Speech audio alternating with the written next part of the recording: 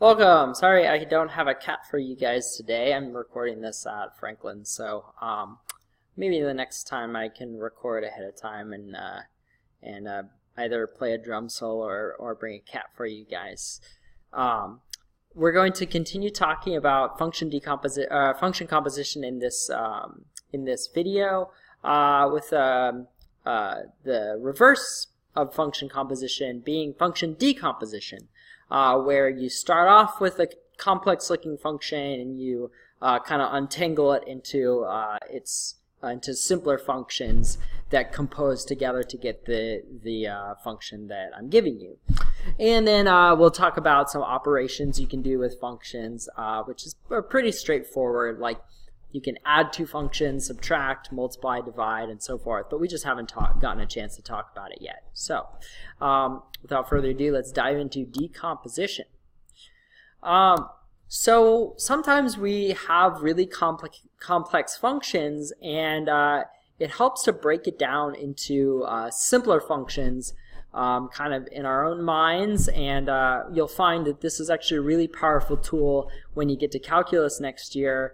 When you do what's called the chain rule, where you have to decompose a function into its parts.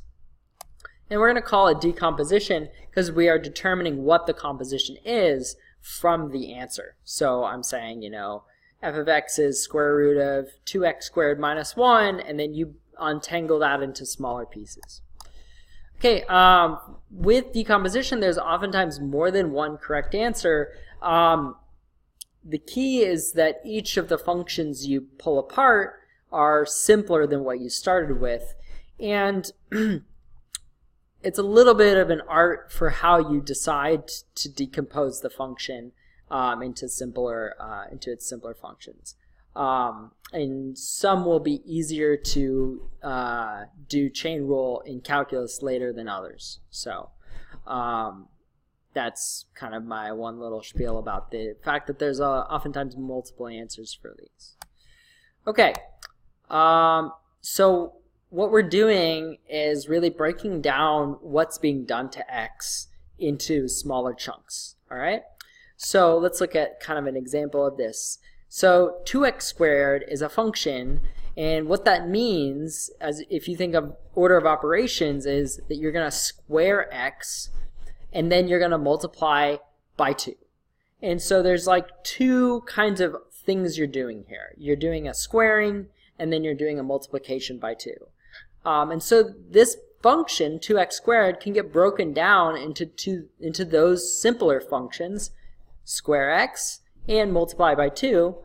And we just have to decide how do we compose those together to get f of x back. So g of x we're going to say is x squared, and h of x we're going to say is 2x. So what order are you going to compose these so you get 2x squared back? Question is, are you going to do g of h of x, or are you going to do h of g of x? Alright, so let's look at both of them, and one of these will work and one of them won't. So if we take h and we plug it in to g, so let's try g of h of x. G of h of x, that's going to equal g of 2x. And so what we're basically saying is we want to multiply x by 2 and then square it. So this is going to be 2x quantity squared, which is 4x squared. So that's not the right one, because the right one is 2x squared. So g of h of x is not right. We don't want to multiply by 2 and then square. We want h of g of x, which is square first, then take the answer and multiply by 2.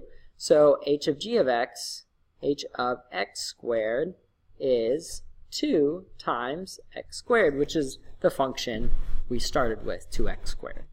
Okay, so that's how we can kind of break this down into its smaller pieces. It's effectively order of operations on x, and what are these smaller operations we're doing. So checking that f of x is in fact h of g of x, you would just plug g of x, which is x squared, in. So if this is my x squared, I'm going to plug that in right here. I'm going to plug x squared into h. And so, h multiplies things by 2. So x squared is going to go in right here. It's going to go in for x for h. Okay? And so that's why we get 2x squared as our answer, like so. Okay? So those are our two functions, and the order that they're being composed is h of g of x in this case. All right, let's look at another example. Let's decompose f of x equals root 2x minus 1 into two simpler functions. So the way you're going to do this is kind of look at it and say, well, what are the simpler things that are happening here? Kind of what are the order of operations on x? Well, there's a square root that's happening, and that's the last thing happening, right? Square root. And inside that square root, there's a linear function, 2x minus 1. So we can kind of highlight our square root, which is the outer function, right? And then on the inside, we've got 2x minus 1. And so it would make sense to take 2x minus 1, that function, and throw it into the square root function. So those are our two functions. G is root x, and h is 2x minus 1. And now I kind of switched the order of g and h now. So which would you compose in what order? Are you going to put h of x into g of x? Or are you going to put g of x into h of x? Well, we want to put the 2x minus 1 function into the square root function. And that's going to get you root 2x minus 1, what you started with. Okay?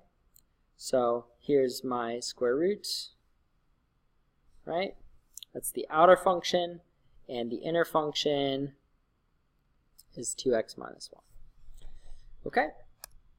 So f of x is g of h of x, where g of x is root x and h of x is 2x minus 1. So that's our answer. Okay, let's do another one.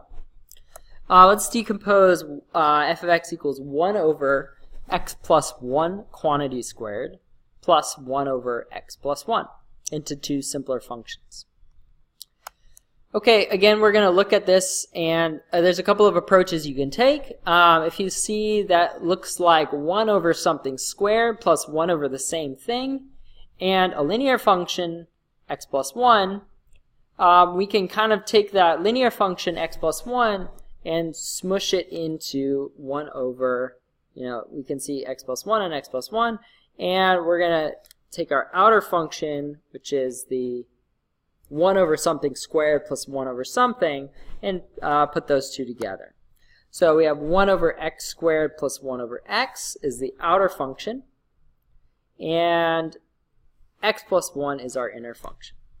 So if we throw x plus 1 everywhere we see x in g, we're going to get the original function f. So g of h of x is g of x plus 1. So there's my h of x right here. And there's h of x, there's h of x. And my g function says 1 over x squared plus 1 over x. And so that's where, that's the original function that we started with, f of x. Okay? 1 over x plus 1 quantity squared plus 1 over x plus 1.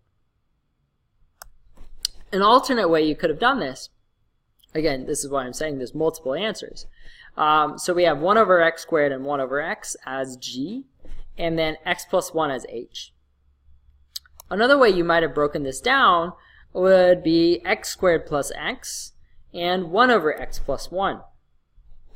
And that's because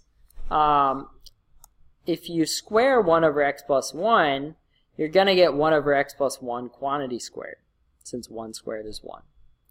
And then if you add 1 over x plus 1 to that, you get f of x. So we could have composed it like this. And this was my outer function, which is all of that. Okay? So we could have composed it that way as well, or decomposed it rather, and gotten the same answer. So there's more than one approach to doing this. And it's kind of your decision which way to go. All right. So now let's talk about function operations, which is a little bit simpler than decomposition. Decomposition takes trial and error, and it's hard because there's often not one right answer. So you kind of have to practice at it for it to start to make sense. For function operations, that just means that we can add, subtract, multiply, and divide two functions. And what you do is you just add, subtract, multiply, and divide the rules to come up with a rule for that. Okay? And some notations are, oops, went too fast. If you wanted to add f and g together, those are two functions, then you'd write f plus g of x, like this on the left. So we have f plus g of x. And what that really means is it just says take f of x and g of x and add them together. So you would plug your x into f, you'd plug your x into g, you'd find those answers, and you'd add the results. Okay? So you're just going to apply both functions and add them. You could also subtract f minus g, so you'd evaluate f, evaluate g, and do f of x minus g of x. You can multiply, you can divide, etc., etc. So those are just different operations you could do on a function. So what that looks like, we're going to make some formulas based off of these two functions, 2x squared minus x minus 1 and 4x plus 3. So we want formulas for the sum, the difference, the product, and the quotient of these two functions. So how does that look? Well, if we want the sum of f and g, then we're going to take f of x and add g of x to it. F of x I'll underscore with red, so that's 2x squared minus x minus 1. That's 2x squared minus x minus 1. And then g of x I'll underscore in green. That's 4x plus 3. That's 4x plus 3. That's 4x plus 3. So we just have these two functions and we just add them together and combine all our like terms. So 2x squared plus nothing is 2x squared.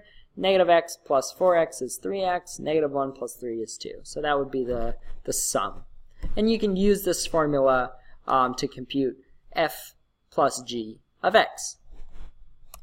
The difference, so I think I have green highlighted still. We've got g of x,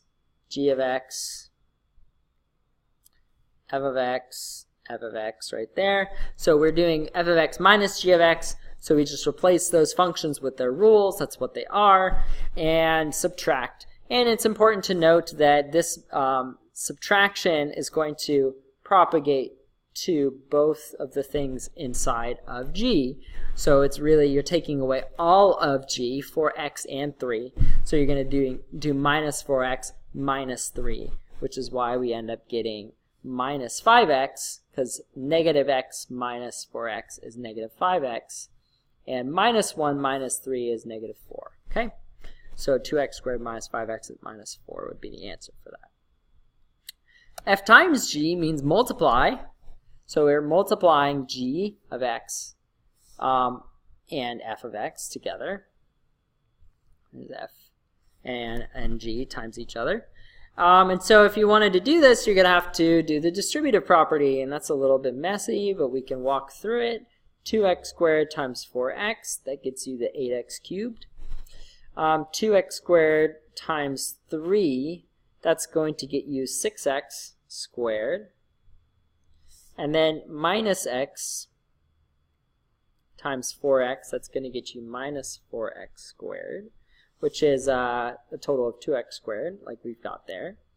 And then we've got minus x plus 3, so that's going to be minus 3x. Negative 1 times 4x, it's going to be minus 4x, so there's the negative 7x.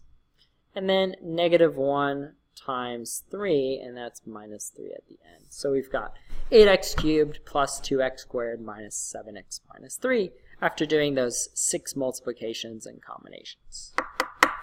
Okay, and then the quotient, which would just be divide one function by the other, f over g of x, which is f of x divided by g of x. And there's the results. Doesn't really need any simplifying. You can just leave it like that, 2x squared minus x minus 1 over 4x plus 3. And that's it for today. So I'll see you guys next time.